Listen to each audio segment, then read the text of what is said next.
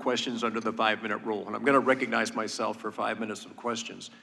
First, we're going to show a video to get things started. The footage you are about to see is from this dash cam of a Pennsylvania State Police patrol car on July 13th.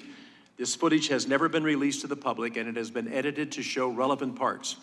The video, as you will see from the timestamp in the upper right-hand corner, begins at 18:08 or 8 minutes after 6 p.m.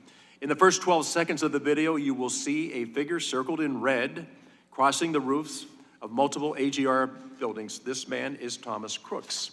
You will then see the patrol car begin moving toward the AGR buildings, and we lose sight of Crooks, but about 19 seconds into the video, he reappears.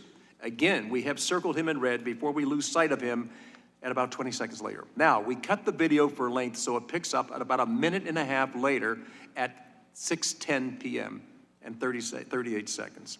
Here you will see law enforcement around the AGR building. At this point, all law enforcement entities staffing the rally are aware that there is an individual on the roof of AGR, but they do not know he is armed.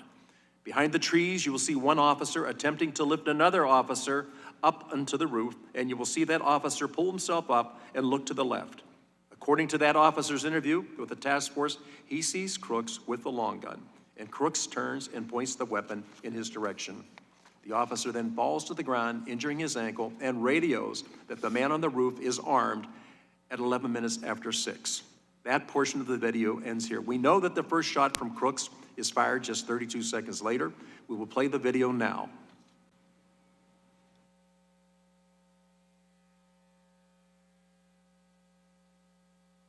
This will take about 51 seconds.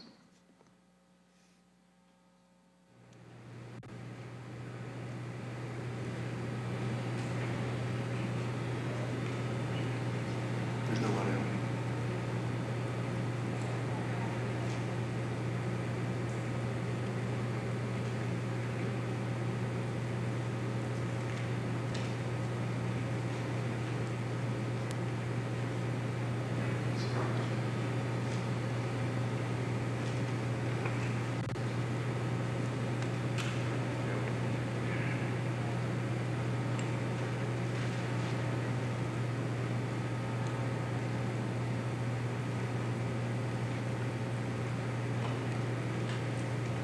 I realize it's hard to see some of this, but so Crooks, as he makes his way across the roof, this is, by the way, a Pennsylvania State Police cruiser, and it has the dash cam.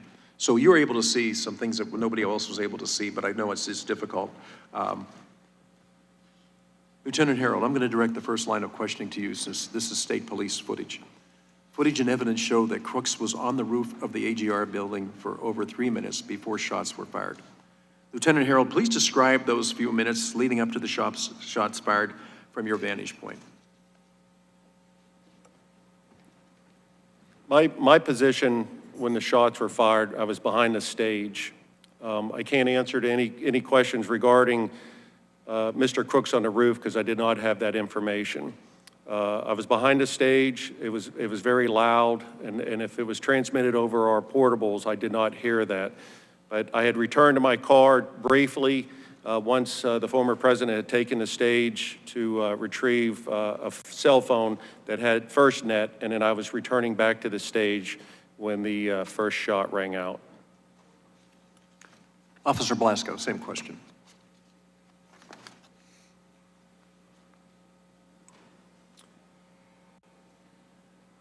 At that time, I was at Brady Paul, and I was working my way over to the AGR building to assist other Butler Township units with looking for Crooks. As I got to the water tower, I parked underneath the water tower and began to make my way to AGR. That's when the shots rang out. Thank you.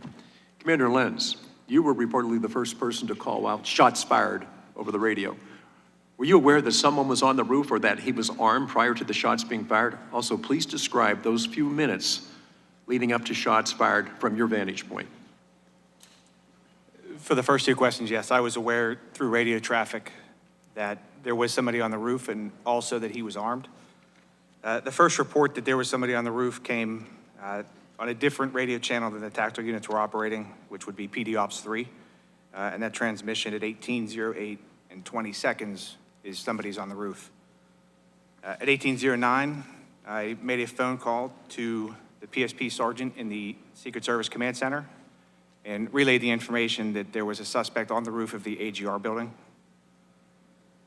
There was some additional radio traffic from the Butler Township police units. And at 18:11:03 hours on that PD Ops 3 channel, again, not the channel the tactical units were operating, is the Butler Township unit that reports he is armed. I believe he says, I see him, he's laying down, and he has a long gun. So my actions for that, at that point, the gentleman on the roof clearly is a threat, and I radioed to our quick reaction force to deploy them to the AGR complex to begin to address that threat. Prior to me finishing that radio transmission, you can hear the shots being fired through my open microphone. Okay. You know, I have a problem going back to the actual sighting of Mr. Crooks more than once, and way before 11 minutes after 6. I think that one of the things is the panel has heard from different people at different times is of the thousands of people that were on the grounds that day, there is repeatedly one person that keeps standing out in the back and forth, all the different communication. And it is, in fact, Thomas Crooks that they're talking about. So we knew there was somebody that was very suspicious. We also knew there was somebody that we weren't able to actually come in contact with, and we kept losing contact with him. We saw him with a rangefinder. We saw him doing things that were not probably in line with what people go to a rally for. And I think that I'm constantly going to be wondering at what point did somebody say, we're not sure the area is secure and safe? There's enough understanding before that. The way you all responded, I think, was incredible. I want to thank you for that, but I still can't understand of all the different people that were on the grounds that day, thousands of people, there's only one consistent person that they identify, and it is ultimately the shooter. So I don't believe the grounds were safe and secure that day. I'm just trying to understand is what it was or what it would have taken for somebody to say, keep Mr. Trump inside until we clear this up.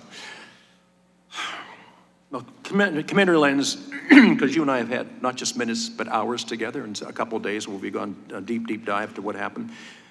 Do you feel that the Secret Service adequately prepared you and your men for July 13th?